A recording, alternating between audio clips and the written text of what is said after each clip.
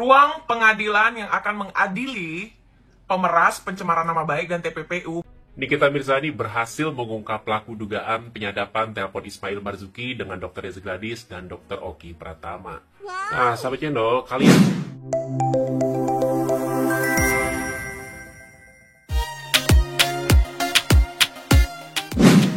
Nikita Mirzani ngamuk, sidang dengan Reza Gladys nyaris ricuh di depan hakim.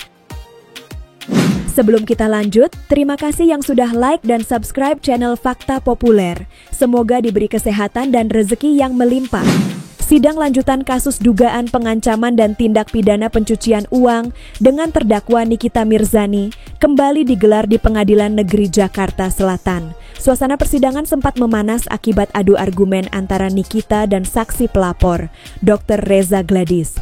Sidang yang berlangsung Kamis 24 Juli 2025 ini menghadirkan Reza Gladys sebagai saksi. Dalam keterangannya, Reza mengungkap adanya permintaan uang dari asisten Nikita, Ismail Marzuki alias Mail Syahputra, untuk meredam komentar Nikita di media sosial. Pernyataan itu memicu reaksi dari Nikita Mirzani. Ia tampak menggelengkan kepala dan menunjukkan ekspresi kesal saat mendengar keterangan Reza. Suasana ruang sidang pun sempat memanas. Kuasa hukum Nikita bahkan mempertanyakan pernyataan Reza yang dinilai tidak sesuai dengan berita acara pemeriksaan BAP. Sebelumnya, Jaksa Penuntut Umum mendakwa Nikita Mirzani dan Mail Syahputra atas dugaan pengancaman melalui sarana elektronik terhadap Reza Gladys serta tuduhan pencucian uang atas dana yang diterima dari korban. Berita tersebut menjadi perbincangan netizen. Inilah tanggapan netizen di media sosial. Gimana kalau menurut kalian, gengs? Tulis pendapat kalian di kolom komentar ya. Ruang pengadilan yang akan mengadili pemeras pencemaran nama baik dan TPPU malah diwarnai seperti review produk yang dilakukan oleh timnya Nikita Mirzani. Kok jadi kalian flashback? Kok jadi mundur? Kok jadi bahas produk? Bahas dong isi dari laporannya. Jadi top ini hakimnya. Hakimnya itu tidak lari kemana-mana.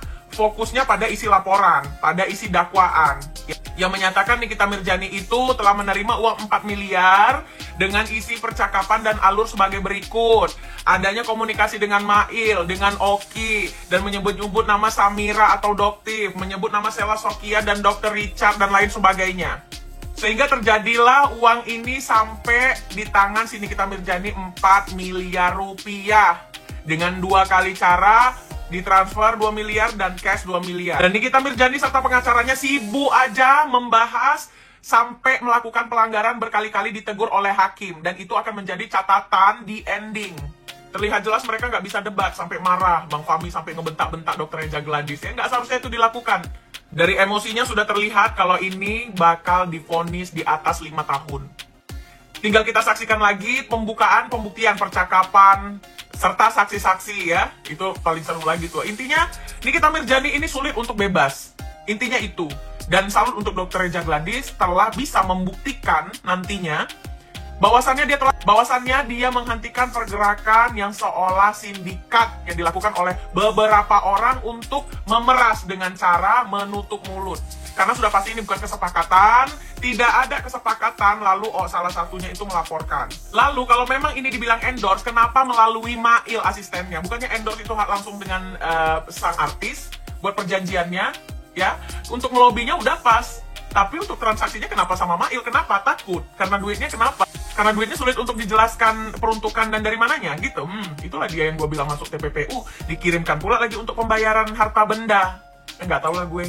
Udahlah, sudah bisa dinyatakan Nikita Mirzani keok di persidangan pertemuan dengan Dr. Reza Gladys. Dari sidang kesaksian Nikita Mirzani kemarin, terungkap ya bahwa fakta membuktikan dari kesaksian itu bahwa mengalirnya uang 4 miliar bukan karena ketakutan produk itu tidak berizin ya. Alasannya karena dia nggak kuat ya, dikatain abu-abu, dikatain brutus ya, dikatain dempulan. Jadi hanya itu. Terus ancamannya mana? Saya butuh 4 miliar besok. Apakah saya harus bilang dempulan, brutusan, dan abu-abu? Saya selaku netizen, selaku masyarakat Indonesia kecewa. Kenapa? Ternyata kasus Nikita Mirzani itu cuman perkara abu-abu sama dempul. Nikita Mirzani dihukum selama ini hanya permasalahan personal, ya. Karena permasalahan ejek merasa diejek gitu. Yang dibilang itu abu-abu sama dempul. Pokoknya besok-besok kalau ada yang body shaming aku langsung kulaporkan. Ada yang bilang, kenapa kok ini kok putih sekali? Langsung kulaporkan ya. Atau kalau ada yang ngomong di belakangku bilang, kenapa kok aku gemoy sekali atau montok sekali, langsung kulaporkan. Kalau mau cari kasus ejekan-ejekan kayak begini, di komplek-komplek yang emak-emak ngumpul itu pasti banyak sekali itu yang mencerita-ceritakan bahasa yang begitu. Kok mukanya itu kok dempul banget gitu kan? Kok mukanya itu pucet banget? Kok itu orang kulitnya kuning langsat seperti itu ya? Udahlah, pusing saya masalah kasus ini ya. Kenapa aku kira ini kasus ini seheboh apa gitu ya, kayak kasus kayak terorisme gitu atau kasus apa gitu yang hebohnya seheboh-heboh, ternyata cuman permasalahan abu-abu dengan dempul. Salam dari Koko Cimot. Yang suka video saya silahkan follow dan tinggalkan komentar. Nikita Mirzani berhasil mengungkap pelaku dugaan penyadapan telepon Ismail Marzuki dengan Dr. Reza Gladys dan Dr. Oki Pratama. Nah, sahabat channel, kalian pasti masih ingat ya soal rekaman telepon yang sempat viral antara Dr. Oki dan Reza Gladys dan Ismail Marzuki. Saudara saksi, karena kan saudara merasakan, saudara itu mereka ya, daripada video call atau teleponan dengan saudara, maka saksi MD dengan Dr. Oki dan IM ya, gimana terdakwa itu ya. Apakah setiap ada kejadian tersebut saudara rekam? Tidak, di saat saya berdekatan sama istri baru saya rekam kalau misalkan memang saya lagi berdekatan, tapi kalau tidak saya tidak rekam. Tapi tidak ke semua orang. Tidak ke semua orang. Dan kenapa pada saat ada rekaman seperti saudara melakukan rekaman? Saya tadi sudah dijelaskan kepada jaksa penuntut umum bahwa saya sudah mempunyai firasat yang memang nggak baik. Kalau gitu kami menolak bukti rekaman itu karena dilakukan secara ilegal ya, karena itu kan ilegal.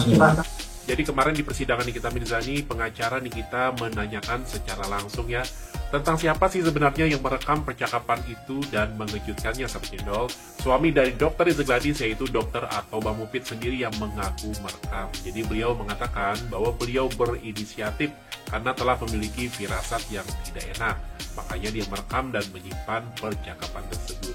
Tapi tunggu dulu nih, kalau seandainya Reza sendiri yang merekam ya saat dia ngobrol dengan Ismail Marzuki, itu masih bisa masuk kategori legal atau sah secara hukum karena dia adalah pihak yang melakukan percakapan dua arah dengan Ismail Marzuki. Tapi kalau yang merekam itu adalah pihak ketiga seperti suaminya Dr. Reza Gladys atau orang lain yang tidak ikut bicara dalam percakapan di telepon lalu diam-diam merekam menggunakan HP atau alat lain. Ini kata kuncinya ya, menggunakan alat atau HP yang lain. Itu bisa masuk kategori intersepsi atau penyadapan ilegal. Tapi Bang, kan itu katanya mau dijadikan alat bukti tindak pidana pemerasan. Fine, itu bisa, tapi kalau rekaman yang katanya untuk alat bukti malah beredar luas di media sosial sebelum masuk ke ranah pengadilan. Nah, ini jadi lebih kompleks dan soal serius loh.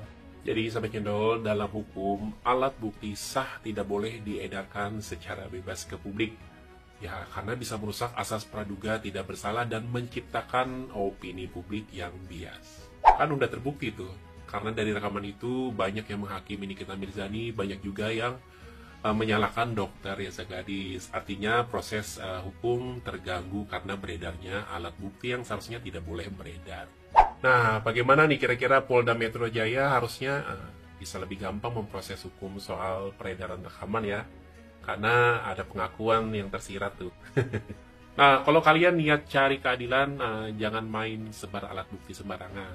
Hukum bukan tontonan, tapi proses serius yang harus dijaga integritasnya.